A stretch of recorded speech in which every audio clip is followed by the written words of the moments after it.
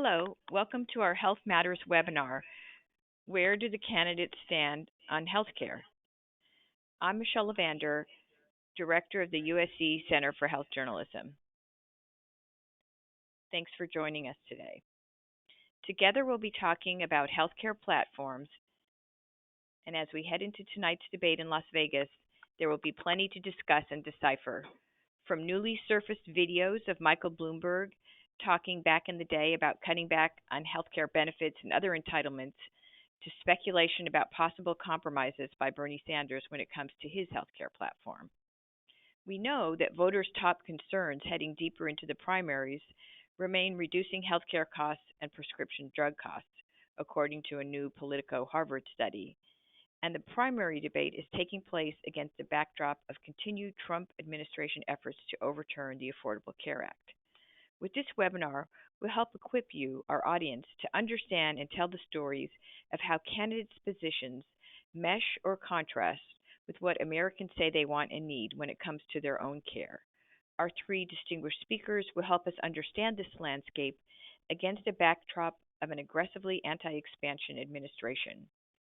We are honored to have joining us here today Linda Bloomberg, an Institute Fellow at the Health Policy Center at the Urban Institute.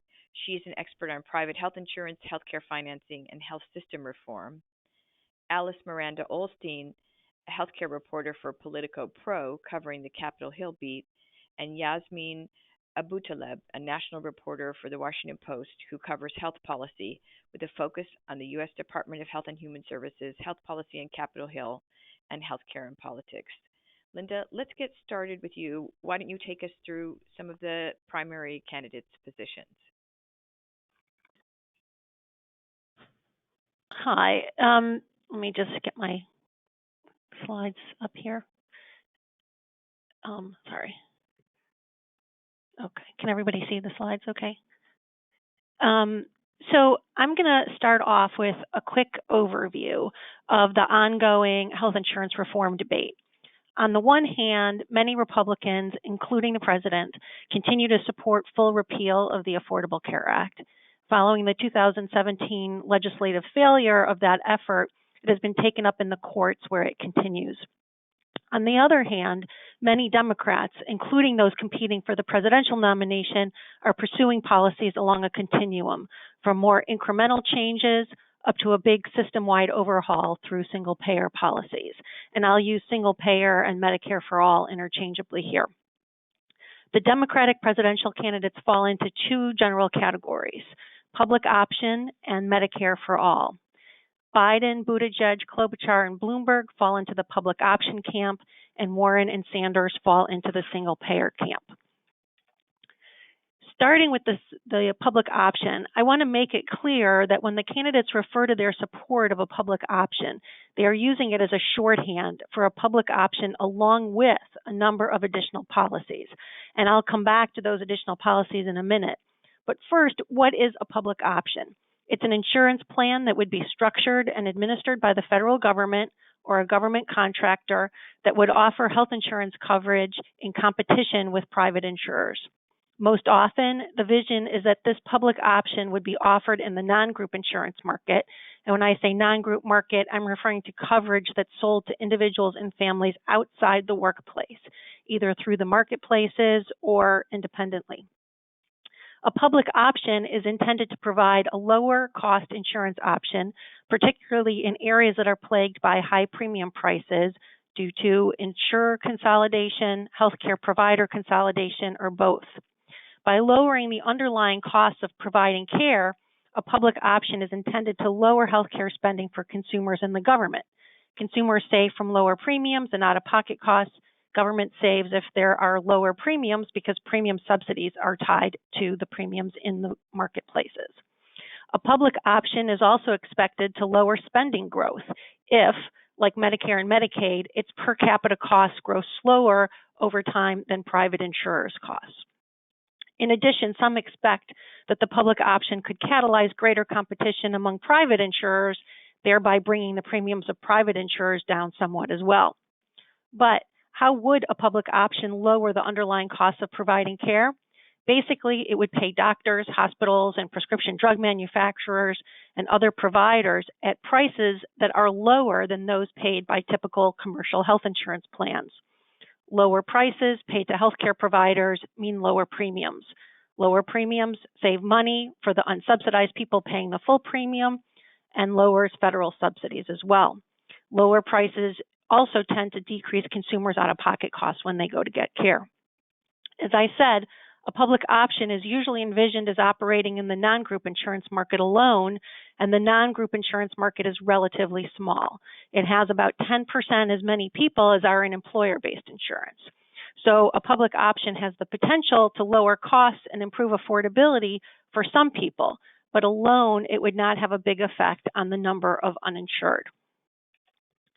So what are some of the other policies that the public option camp supports to go along with a public option? The list I'm showing here on the slide includes policies that at least some of the candidates support. They have not all mentioned all of them. First and foremost, and a policy that I do believe all of the candidates are behind, is improving the marketplace premium tax credits to make coverage more affordable. Many of the candidates would also extend these subsidies to people with incomes over 400% of the federal poverty level, which is where the subsidies end today. Next, lower out-of-pocket costs like deductibles, co-payments, and co-insurance. Some would tie premium tax credits to higher value gold coverage instead of silver as under current law, and some would improve upon the existing out-of-pocket cost subsidies, making them more generous for lower income people. Next, filling in the Medicaid gap would redress the greatest inequity in the current system, the fact that many poor people in the 14 states that have not expanded Medicaid eligibility are not eligible for any assistance, while some of their higher income non-poor counterparts are eligible for financial help. Next, some would use SNAP and TANF records to identify uninsured people eligible for Medicaid or generous subsidies and auto-enroll them in coverage. I believe all of them support reversing an array of Trump administration executive actions that expanded availability of plans that don't comply with the Affordable Care Act's consumer protections, and they would reverse the cuts to federal outreach and enrollment assistance, the cutting of the open enrollment period in half, and other changes that have been made since 2017. Both Biden and Buttigieg would eliminate the employer-sponsored insurance firewall that prohibits workers with an offer of employer-based insurance and their family members from getting subsidized insurance in the marketplaces. Lifting this firewall would improve affordability for low-income workers and their dependents. They also support putting an end to surprise medical bills, where people receive care from an in-network hospital or clinic, but are treated without their knowledge or without having a choice by out-of-network physicians or other professionals, then getting a nasty large bill after their stay. At least Pete Buttigieg and possibly others favor a backup auto-enrollment mechanism that would retroactively enroll uninsured people into coverage, moving the country to near universal coverage. So these types of policies have the public option as a cost reduction strategy while improving affordability for many and increasing insurance coverage substantially. The last component I mentioned could get the country to near universal coverage within a public-private hybrid system as well. So moving on now to the enhanced single-payer approach or Medicare for All proposals. This approach would be a system-wide overhaul, eliminating all private health insurance and enrolling every resident of the U.S. in a single government-designed health plan. Like the public option, this government insurance plan would pay healthcare providers at rates below current commercial insurance prices. But while the public option would be available to those buying coverage in the non-group insurance market, this plan would enroll everyone in the country at those regulated provider prices. Now, the prices that would be paid are not made explicit in the bills that are out there, but candidates generally refer to them as being based on Medicare prices, either Medicare provider payment rates or something between those and commercial rates. For example, 115% of Medicare rates for hospitals or 110%. There would be no premiums paid for the coverage, and there would be no cost sharing for the consumer, so no deductibles, no co-payments, co-insurance, etc. In addition, the benefits covered go beyond those typically covered today, either in private coverage or in Medicare. This means coverage for adult dental, vision, and hearing care, and a new home and community-based long-term care benefit would be included. And all U.S. residents would be enrolled regardless of legal resident status, at least theoretically, though there are challenges in doing that as a practical matter. This approach would theoretically ensure everyone, attempt to eliminate all financial barriers to accessing care, and greatly improve equity. But since it would shift virtually all employer, household, and possibly state government health spending onto the federal government's bill, plus would increase benefits and use of care for those already insured, it requires a very large increase in federal government spending, which translates into a lot more in taxes. Obviously, private spending would go way down. It also requires substantial reductions in provider revenue in order to limit the costs. So in stark contrast, we have the policies that are advocated by President Trump as evidenced by his public statements, the actions of the Justice Department, and what we can glean from the just released 2021 budget documents. First and foremost, he supports full repeal of the Affordable Care Act. If this comes to fruition, a number of policies would be eliminated, including the Medicaid eligibility expansion, marketplace subsidies for premiums and cost sharing in the non-group insurance market, an array of consumer protections which would disproportionately harm people with health care needs in the non-group market, although some rollbacks would also affect people in employer-based insurance and Medicare. These types of policies include elimination of essential health benefit requirements, modified community rating, guaranteed issue of insurance policies to all applicants, prohibitions on annual or lifetime benefit limits, rescissions of policies after the fact based on healthcare claims, standards for out-of-pocket costs and limits on the share of a premium that insurer can devote to profit and administrative expenses, availability of preventive care with no cost sharing, the requirement that adult children up to age 26 be able to get coverage on their parents' policies would be eliminated, and the policy that fills in the Medicare prescription drug donut hole would be reversed, affecting many seniors requiring significant prescription drugs. There are actually hundreds of policies that would have to be unwound, affecting virtually all parts of the healthcare delivery system. It would be chaotic at best were this to occur. The president's budget separately proposes cutting Medicaid and funding for the ACA's reforms by $1 trillion over 10 years, apparently through an array of policies, only some of which are delineated in the document. Those that we can see include reversing the higher federal match rate for people eligible for Medicaid through the expansion under the Affordable Care Act, which made eligibility expansion a financial win for virtually every state, and the imposition of work requirements in the broad Medicaid program. This is a strategy that is being tried in some states, and we have seen already that those experimenting with it, it leads to reduced enrollment, even among people that satisfy the requirements.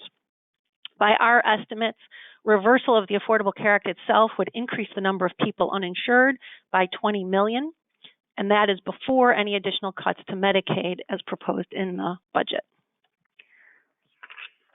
So to wrap up, when thinking about different reform approaches, it's valuable to keep the trade-offs inherent in each in mind, because regardless of what any candidate says, no single reform approach will make all Americans better off than they are today. Health insurance is much more complicated than that. Number one on my top 3 trade-off list is that the more a system requires the healthy to share in the cost of care for people with serious health needs, either through community-rated premiums, lower cost sharing, expanding benefits, or an array of other policies, getting medical care becomes more affordable when people need it, and the premiums that high-need populations face are lower as well.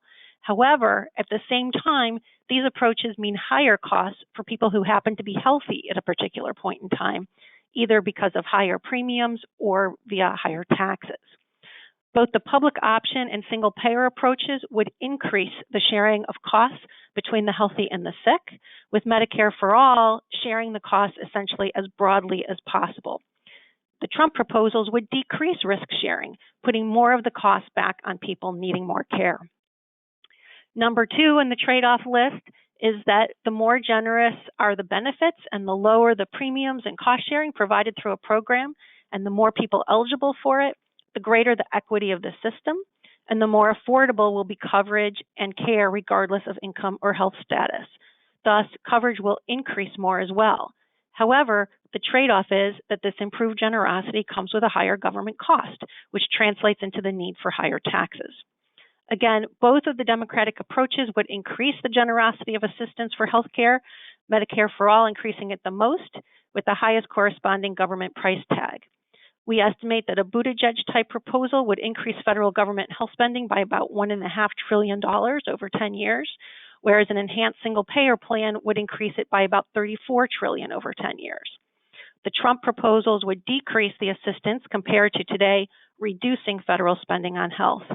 And number 3 on the trade-off list, experience and research indicate that the additional regulation of prices that at least some insurers pay to doctors, hospitals, and prescription drug manufacturers is the system's best hope for bringing down total healthcare spending, allowing for coverage expansions at lower government and private costs. However, the trade-off is that doing so risks some disruption to the healthcare delivery system, possibly leading to some access issues for some services or providers if the prices are set too low or move down too quickly. Both Democratic approaches would lower prices paid on behalf of at least some patients. Medicare for All would do so for every U.S. resident, while the public option approach would do so primarily for a smaller segment of the population choosing to enroll in the government plan. By cutting enrollment in Medicaid, the Trump proposals would actually reduce the number of people with access to government-regulated healthcare prices, increasing the prices paid by many people who would lose their Medicaid coverage under his policies. So with that, I'll stop and happy to answer questions later. Thank you so much, Linda. Now we're going to turn to Alice Olstein. Hello, everybody. Thanks so much for participating, and thanks to Linda for walking us through the details of the candidate health policies. I'm going to bring a political lens to that. There's definitely a feedback loop between the candidates' health policies and the political debate. So here are a few of the main points we're going to walk through. First, some polling on Medicare for All and a public option, finding that there's a lot of support for both, more support for the public option, but a lot of misinformation about both. And I really want to urge folks reporting on this topic to look very carefully and with a lot of skepticism at all the polling that comes out, look at who is funding it and carrying it out, what the methodology is, and particularly how the question is phrased and what kind of information is given to folks answering these questions. I'm then going to talk about how the candidates' health policies have evolved over the course of the campaign. And I said, yes, even Bernie, because while he has held firm for decades on most of his core beliefs, there have been some interesting shifts. And a lot of those have been due to and nodding to the power of organized labor and their views on this. And then we're going to talk a little bit about where things stand with the lawsuit over the Affordable Care Act. So looking at polling first, this is from the most recent Kaiser poll. They've been doing really great work tracking this. Every few months they have an update. And so this really shows how much more popular a public option is and how much more popular it is with people across the political spectrum. So while Medicare for All is still quite popular, most of its support comes from people who identify as Democrats, whereas the public option appeals a lot more to Republicans and independents. And so I think a ripe area for reporting is to see how our Democratic candidates trying to reach out to the populations of Republicans and independents who are in favor of a public option. Are they reaching out to them? What is that messaging like, and is it working? I think it's also important to note just how much misinformation and confusion there still is about Medicare for All and the public option, even after months and months and months of this being debated in presidential debates, by pundits, in all of our articles.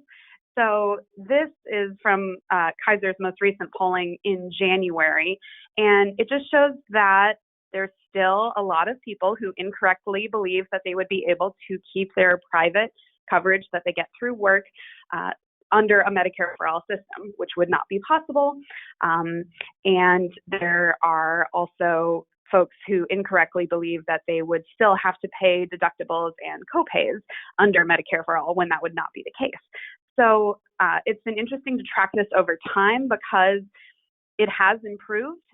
When there was polling on this last year, more people were misinformed and incorrectly answered some of these questions. And so the public debate, in a sense, is working, but I think it's also an indication of just how much public education still needs to be done. And, that's coming from both candidates and the press and interested groups. And I think it also shows how vulnerable a lot of the electorate is to misinformation and propaganda, which, as this heats up, we're already seeing the healthcare industry pouring millions and millions into ads. If you watch the debate tonight, you'll see some of their ads that are against both Medicare for All and the public option. And so I think that polling like this shows just how impactful a lot of that messaging can be. So I want to talk about how candidates' views on healthcare have shifted over the course of the campaign. This is something we have at Politico. We have a tracker. I put the link up there. And we have been on many issues, many different healthcare issues and many different policy issues, tracking candidate views. So I think it's interesting to note that the primary started out with candidates in 3 robust camps. And that has really shifted to just the 2 camps that Linda talked about earlier. The candidate faces you see in black and white are people who have dropped out of the race. But we've also been moving them from bucket to bucket here.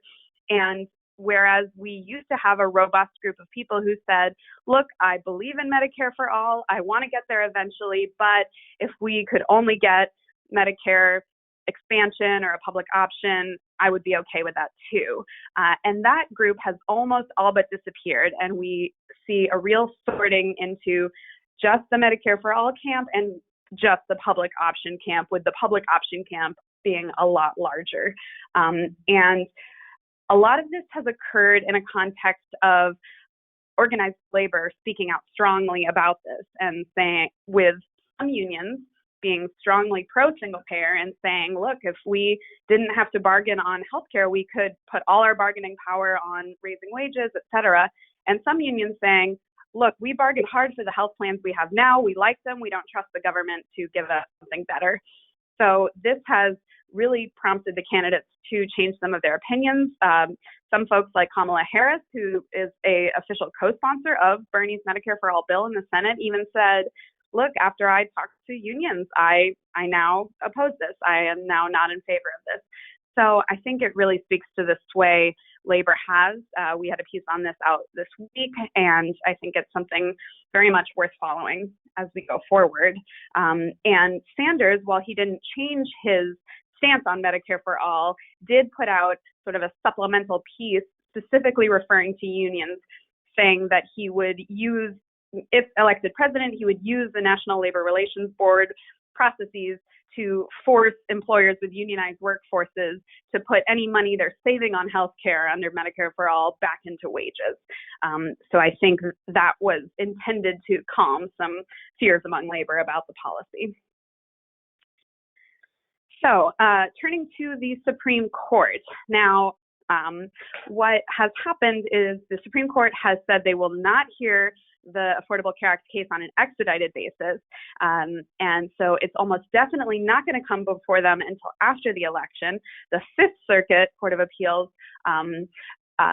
basically said, we agree that the Affordable Care Act is unconstitutional, as the lower court found, but we are going to send the case back to the lower court, the district court, to work out the details and work out whether the individual mandate piece of it can be carved out from the rest of the law, or if the whole thing has to go.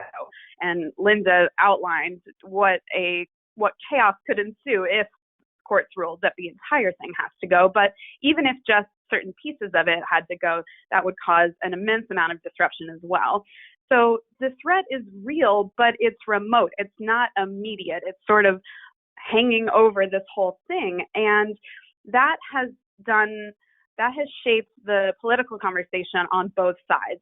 So for Democrats, because it's not an immediate threat, you're just not hearing a lot about it from the Democratic candidates. You're not hearing a lot about it at the debates. They, in the primary process, are more focused on showing how they're different from one another and what their own vision of healthcare is. They're more focused on that than going after President Trump. And this is causing Democratic consultants and pollsters and advocacy groups to really tear their hair out. And ahead of every debate, I hear them saying, you know, I wish they would stop fighting amongst each other and just focus on President Trump and the threat of this lawsuit. So far, that's not happening. We'll see if it changes in the general. And I think it's also shaping the Trump administration's response, because I saw several months ago, there was a lot more talk about how the Trump administration has no contingency plan for the Affordable Care Act potential demise.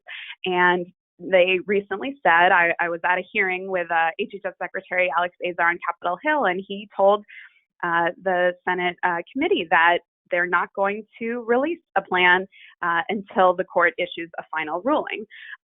And it makes sense. They haven't really paid a big political price yet for not having a plan ready to go.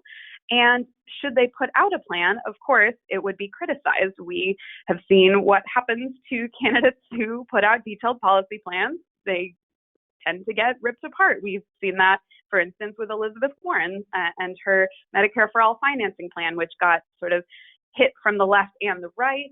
I think it also reminded me of the Republicans' repeal and replace plans in 2017. Those all got criticized and scrutinized, you know, rightfully so. You know, we had all the different versions of it: skinny repeal, repeal and delay, Graham Cassidy, ACA. So there's definitely a political downside to releasing a plan, and so far, not much of a political downside to not having a plan. Of course, this issue has also been overshadowed by impeachment and all kinds of other crises in the news. Now, congressional Democrats in the House and Senate are still planning on running on this issue. They want to repeat their successes from 2018 in having very healthcare-focused campaigns and having a central message of, look, Republicans are a threat to the Affordable Care Act, and we are here to defend it. We'll see if that message is as impactful this year as it was in 2018 when those repeal attempts were a lot fresher. And so just walking through a few things in terms of reporting strategies, I would encourage folks when we're debating policies, when the candidates are debating policies on the 2020 campaign trail, something to put that in context is to look at state, local, and international examples of that particular policy in action. I've seen some great reporting on Washington and Colorado states' experiences trying to pass and then create a public option. I think it's been instructive to, when Congress was voting on the Equal Rights Amendment recently, there was a lot of discussion of what happened on the state level in states that have an Equal Rights Amendment and how that has interacted with abortion law.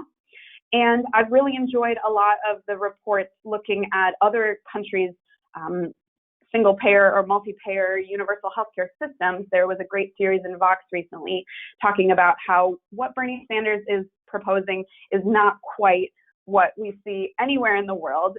It's more generous. It covers more benefits. It has much lower costs for consumers, and there's no private supplemental insurance, which you do see in a lot of countries. I also encourage folks to compare what the candidates are proposing to what would happen if we do nothing, if we keep the system exactly the way it is. This is something that I wrote about recently. You see in the top corner there.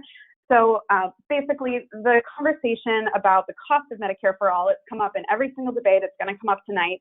And I want folks to have the context of, you know, you can throw out a number like 30 trillion, but that doesn't really mean anything unless you're comparing it to the cost of keeping our system exactly how it is now. And that cost is very high.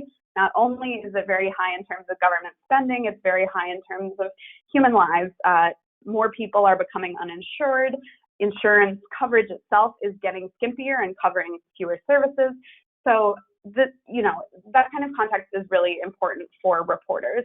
And just a couple more things. I have very much enjoyed reporting on who is advising the candidates formally and informally on healthcare policy, who are the people behind these candidate plans, what's their background, and also keeping an eye on the Capitol Hill dynamics.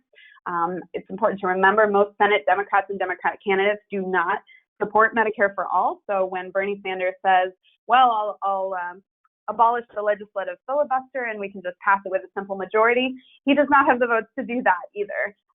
So I think keeping that in mind and seeing how that shapes it, I would also say that having covered the debate on surprise medical bills on Capitol Hill and seen that Congress has been unable to address even this narrow reform so far, it doesn't bode well for a debate on something as sweeping as Medicare for all or a public option.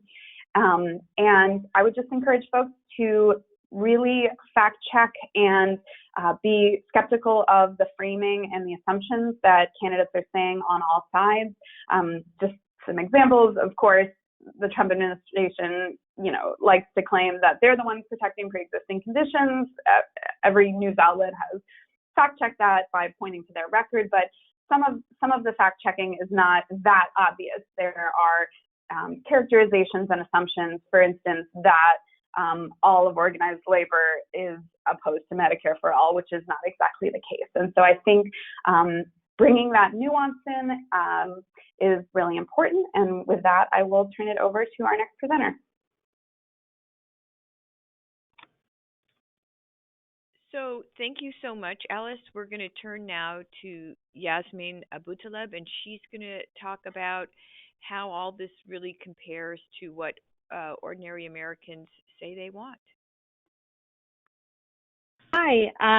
So because Alice and Linda covered pretty thoroughly the candidates' proposals and where the Trump administration stands, I wanted to focus a bit more on the very real issues that are prompting healthcare to poll as the top issue in the election. And this is most of my focus for election healthcare reporting this year.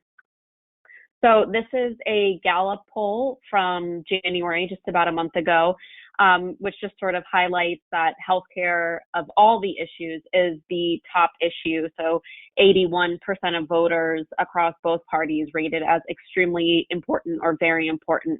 And that's followed by terrorism and gun policy, as you can see. And the economy is fifth on the list, which makes sense because the economy is doing relatively well. But this just sort of highlights how every issue out there, healthcare is front and center for a majority of voters. So some of the reasons that people's healthcare anxieties are so high are that even though there were significant coverage gains under the Affordable Care Act, the law did not address costs. So obviously it expanded Medicaid, there was an expansion in the private market, but as we know and we've seen for many years, Obamacare stories about high premiums and deductibles and out-of-pocket costs, continue to sort of plague the private market, and there weren't any real gains in lowering healthcare costs. Alice mentioned a lot of news outlets, including the Post, have done stories about other countries' healthcare systems and how it compares to the U.S. So Americans spend about twice as much as other developed countries on healthcare, more than twice as much depending on the country you're looking at. Some recent statistics that highlight how healthcare has gotten so unaffordable for most people. The cost of healthcare has risen faster than wages because premiums, deductibles, and out-of-pocket costs have all risen so rapidly. So about 5/7 of wage gains go to increase healthcare costs. So even though people's wages are steadily rising and the job market is doing pretty well, people aren't really realizing those gains because it's all going to higher healthcare costs. So the average premium increased about 4% in 2019, and the average family premium increased 5%. In that same time period, workers' wages increased only 3.4%, and inflation was 2%. So healthcare is rising much faster than any other sort of metric. And a sort of more staggering statistic is that the average family premium increased 22% over the last 5 years and 54% over the last 10 years. And that health spending by families with large employer plans, which at one point was considered the gold standard of health insurance, increased twice as fast as wages over the last 10 years. And there's been a lot of focus in the election on Medicare, and Medicare being held as this sort of savior for all Americans' insurance and healthcare woes. But I think it's important to note that there are some pretty serious problems in Medicare as well. So even in Medicare, the average beneficiary spent $5,400 out of pocket. And of course, as Alice and Linda touched on, the Trump administration is still trying to repeal the Affordable Care Act. And if, as we near November and the congressional elections become a bit more front and center, we'll likely see a lot of Democrats try to use that as a cudgel again. But that's also just to highlight that despite the fact that this law has been in place for 10 years, a lot of it has sort of been undone by the administration. So this is a Kaiser Family Foundation poll from September, and this just shows that, while most of the Democratic debate and primary fight are sort of centered on Medicare for all and the details of that, the vast majority of people want much more immediate pressing issues addressed by Congress. So implementing a Medicare for all plan is really not that high on the list of priorities. As you can see on this poll, it ranks about equally with repealing and replacing the ACA. So both are pretty unpopular plans, and there are much more immediate needs people want addressed. There's lowering prescription drug costs, maintaining pre-existing conditions, which has been front and center for a lot of this administration, lowering what people pay for healthcare, and protecting people from surprise medical bills. So all of these issues are being taken up by Congress in one form or another, but they're all sort of stuck. And we'll touch on that, why, despite the fact that there are some pretty clear bipartisan areas that both parties want addressed, Congress can't seem to address those issues effectively. So I think one of the things that's really been front and center for me as I've covered the election is, despite these sort of proposals for big sweeping healthcare reform and overhauling the health system, it's very unlikely that any of that is going to happen because Congress can't pass, pretty basic fixes to the healthcare system. And that's not just true in Congress, but it's true in the administration. Even regulatory fixes are very hard to implement because of very well-funded, sort of fierce industry lobbying against anything that could hit the bottom line of drug companies, of health insurers, of hospitals, or of physicians. So, like I had mentioned earlier, the ACA passed 10 years ago, and we are still fighting over it, and it is still a top election issue. It's of course reversed this time in that Democrats are running on it as opposed to away from it, but still it's 10 years. The ACA only bit off a piece of the healthcare system, ultimately did not affect, a huge portion of Americans and their health insurance, but it's been front and center for many years, and there's still not an agreement to just sort of implement it as the law was written. Alice touched on this, that surprise medical billing is not a very difficult thing to fix. And there was a bipartisan agreement, but that's been derailed by private equity and industry lobbying. And it's looking more and more unlikely that that will be fixed in the coming months, despite the fact that it is highly popular and in the scheme of healthcare fixes is not that difficult to address. The Trump administration has tried to address drug pricing because Trump is well aware of the polling on drug prices. I've written a bit about how he's sort of blown up in meetings when he sees healthcare polling that's not favorable to him or to Republicans and wonders why his administration isn't moving faster and harder and more aggressively on drug pricing.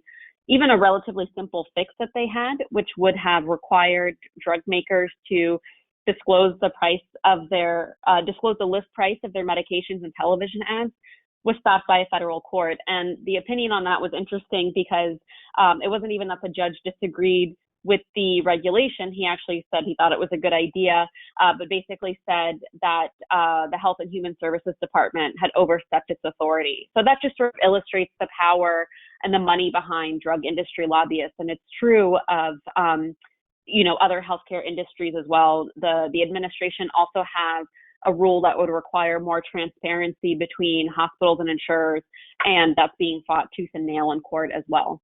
And I also just wrote yesterday about a bipartisan drug pricing proposal that's stuck in Congress, even though the White House has thrown its support behind it, because pharma has been lobbying Republican senators, especially, very hard. Mitch McConnell has not committed to taking it up on the floor, and it's unlikely that's going to move forward, even though, all the pieces that you would traditionally look for are pretty much in place. So, like I mentioned, a big focus of my election coverage this year is focusing much more on what's front and center in people's lives, as opposed to looking at sort of sweeping policy proposals. That's something that's sort of been relegated to our politics team here, but I'm more focused on why people have so much anxiety over healthcare. So, some of the resources that I use to tell these stories, I'll typically pick a state or a region of the country to sort of focus on to tell a bigger national story. So I think key to doing any of these stories effectively is to find real people. So I'll usually start by connecting with local advocacy groups or community health centers or local health centers who can help connect me with patients who sort of underscore, these bigger issues that you see in the polls: surprise billing, high cost, high prescription drug costs. And these groups almost always have people who they can find and connect you with who can sort of share their story. And I think it's really effective to use those stories as a vehicle to tell a bigger story. So you can sort of take a national poll that shows, like the Kaiser poll we looked at earlier that said prescription drug prices were the biggest issue. If you could find a really sort of powerful human story about someone struggling with prescription drug costs, you can sort of use that story to highlight the poll or to tell it in a way that might connect with people a bit more. That's not just a bunch of numbers. I also always try to ask people for medical bills, for records, for any documentation they're willing to share, whether they've appealed to a state insurance commissioner, written to their local delegate, just so I can sort of have a paper trail of everything these people have gone through. And I think that can really highlight the sort of red tape and bureaucratic difficulties in the system.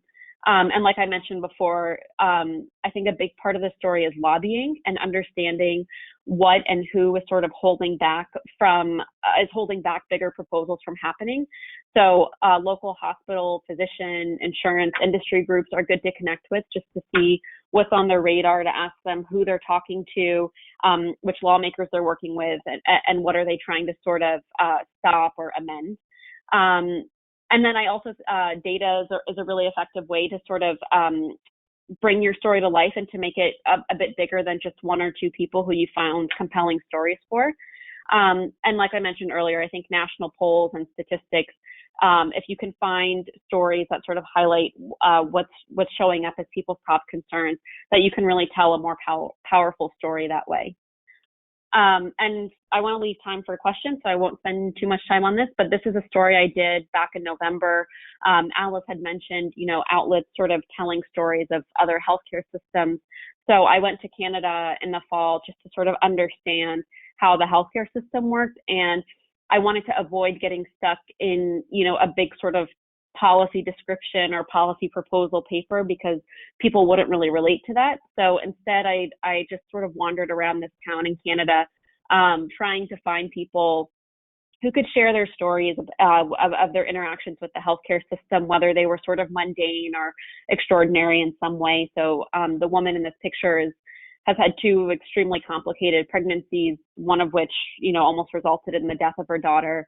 And to make a long story short, the daughter had to spend about 6 months in a NICU and undergo multiple surgeries, and she had $0 to pay out of pocket.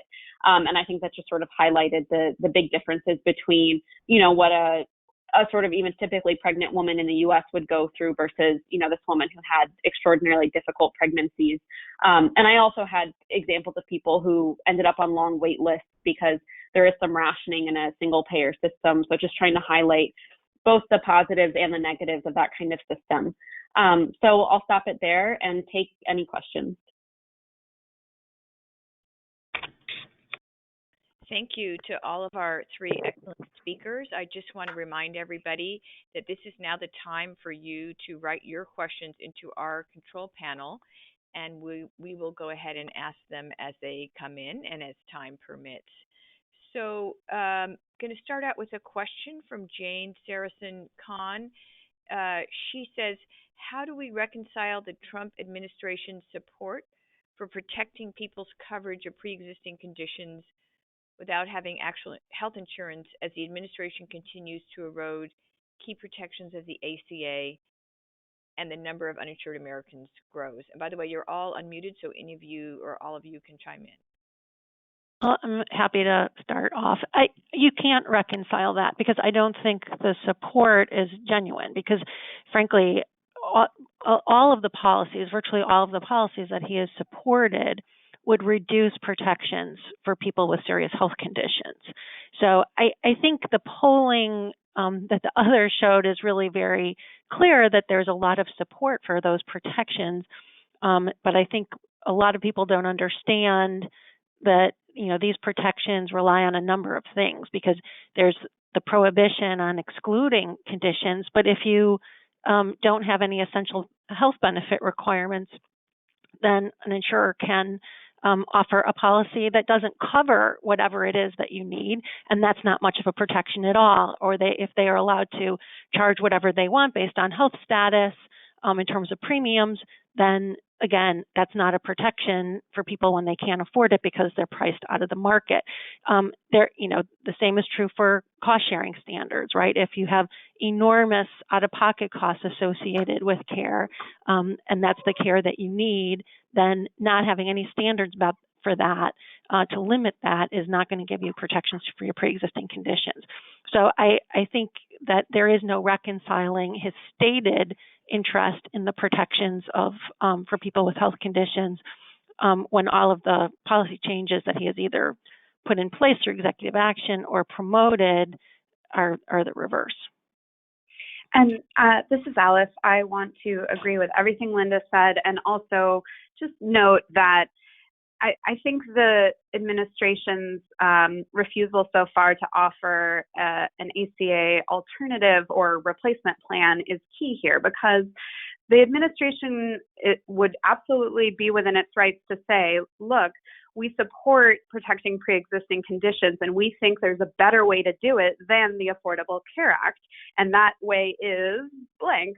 And they have not done that so far. And so I think it's not only important to think about the lawsuit that they're arguing in court to get rid of the Affordable Care Act and what that would do to pre-existing conditions, but also look at some of the smaller pieces of policy they've advanced, such as allowing a much wider use of short-term insurance plans, which Democrats call junk plans, and those would not those plans would be able to discriminate against people with pre-existing conditions.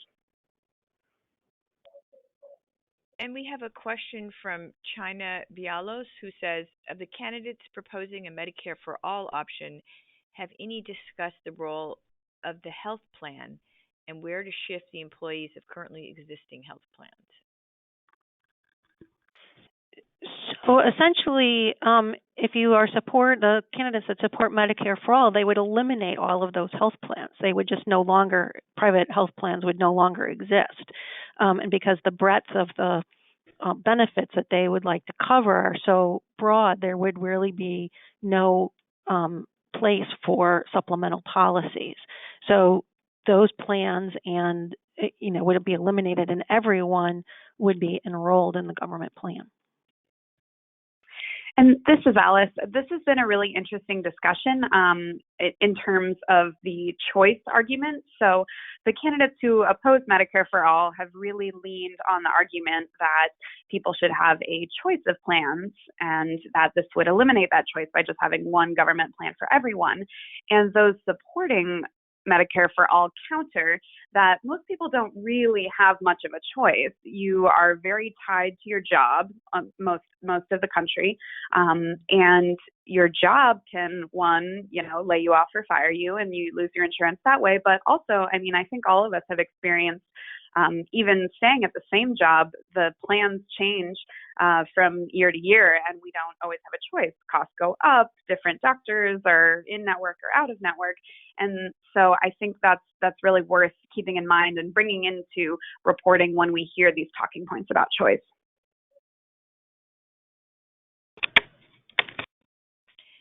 So we have a question from Nathan Price who says, why do we not hear any mention that what is now paid for insurance can be applied to paying for either of the proposed plans? And maybe you could, in answering this, kind of unravel that question, which is pretty complex. Sure. So we have done a range of estimates of different healthcare reforms and repeal and replace, et cetera, over time. And so I want you to think about this in two pieces, because first, there's total national health spending, which is the spending that all payers do in total. So that includes what employers spend, what households spend, what federal government, state government spend, et cetera, all summed together. And then there's federal government spending, which is one component of that.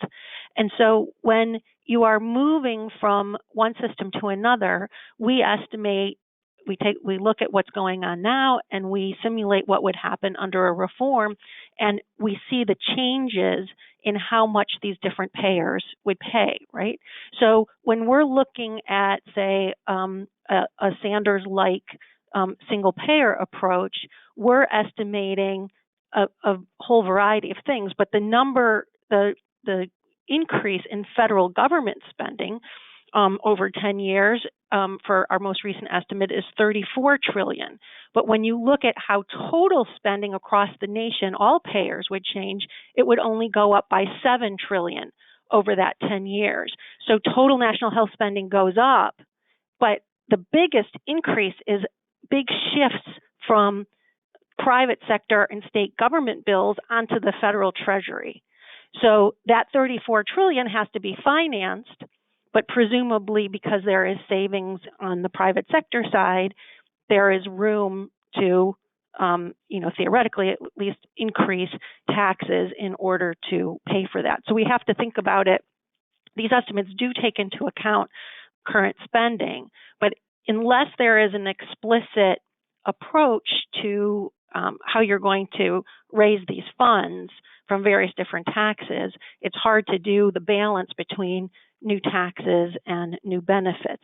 And so what we tend to do is count up the increase in federal government costs, note the savings on the private side or the state government side, and then wait for someone to indicate how they'd like to pay for those new federal government costs. I have a question from Marnie Hancock, and in replying to this, maybe you can just share with everybody what a TRICARE plan is. But Marnie asks, what would happen to the TRICARE plans for active and retired military personnel and their families, and to the VA healthcare systems under single payer or Medicare for all plans? So the proposals are not always very explicit about this. We take this into account when we do our estimates by presuming that the care that is included in the benefits of the single payer plan will offset some of the costs for the VA, much of TRICARE, the Indian Health Service, other Department of Defense programs, but that there's other spending in those programs that go beyond the direct provision of care that would be covered through single payer, and that then those costs will continue. So presumably these programs, maybe not TRICARE so much, since it's basically a private insurance program for retirees and dependents of active duty, but the active duty military we assume are still going to continue to get their care through that system on the basis that the VA will continue, that they will get reimbursed through the single payer program for the care that fits into that plan, and provide other things on top. Same for the Indian Health Service, et cetera.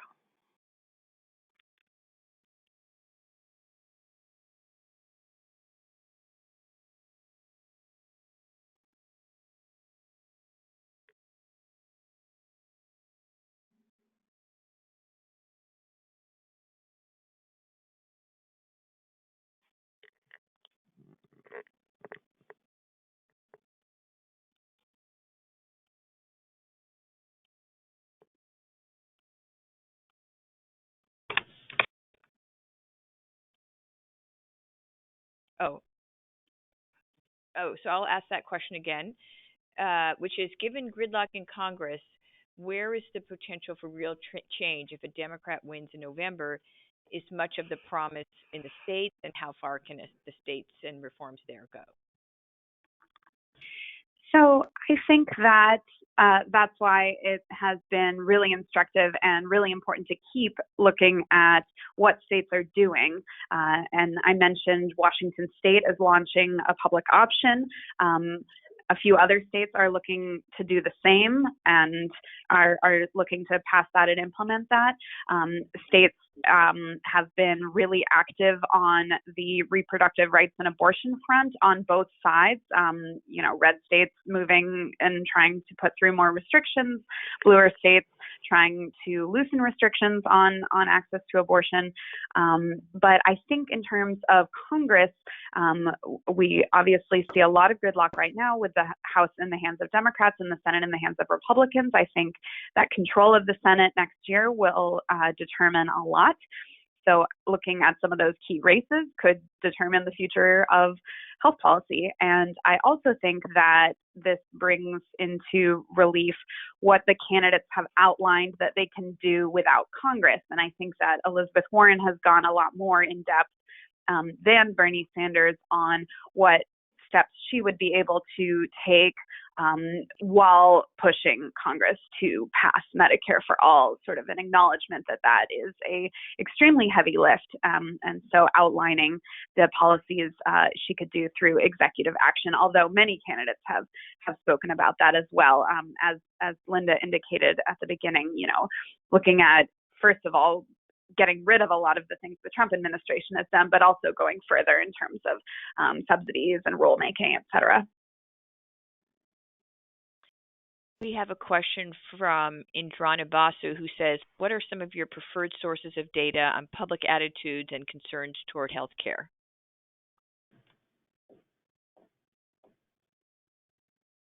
I think Kaiser. I was just going to say, I think Kaiser Family Foundation has pretty regular polls and,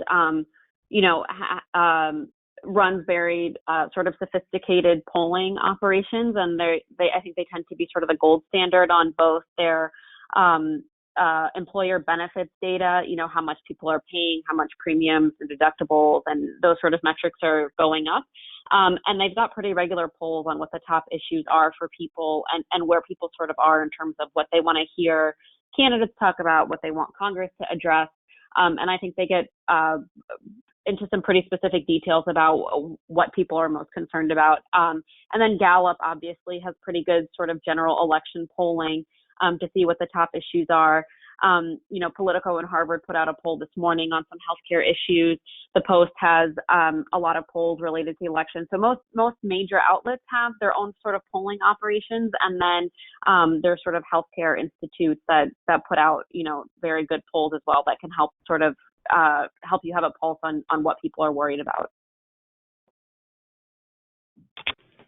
We have a question from Susan Jaffe. She says, could you please clarify, will the benefits available for Medicare for All offer better coverage than most or all employer-based private insurance?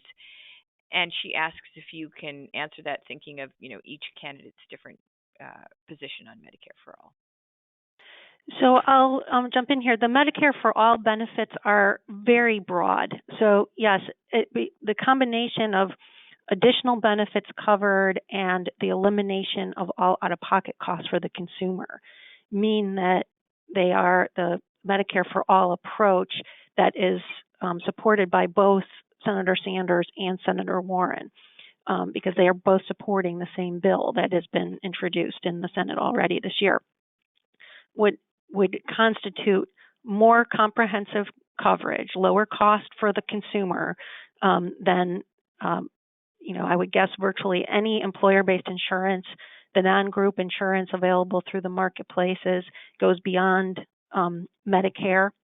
And I would say that for most states, it would be beyond Medicaid, because things like adult dental, vision and hearing services are optional in the Medicaid program, and so not in all states do do adults get those kinds of services even if they're in the Medicaid program?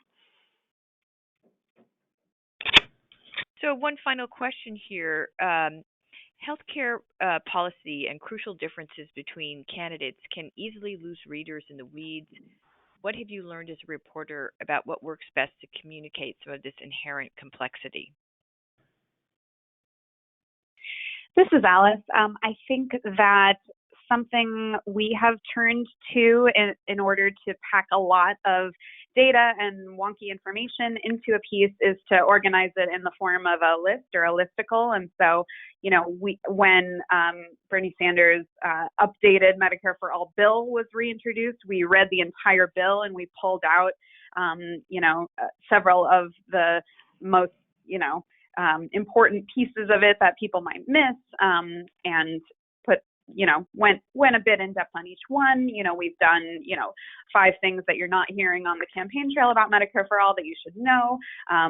We walked in my piece on comparing the cost of Medicare for All to the cost of doing nothing. We walked through several different sections in a list that way. I think that for the kind of wonky policy reporting that we do a lot of Politico, that's been really helpful and makes it digestible for readers.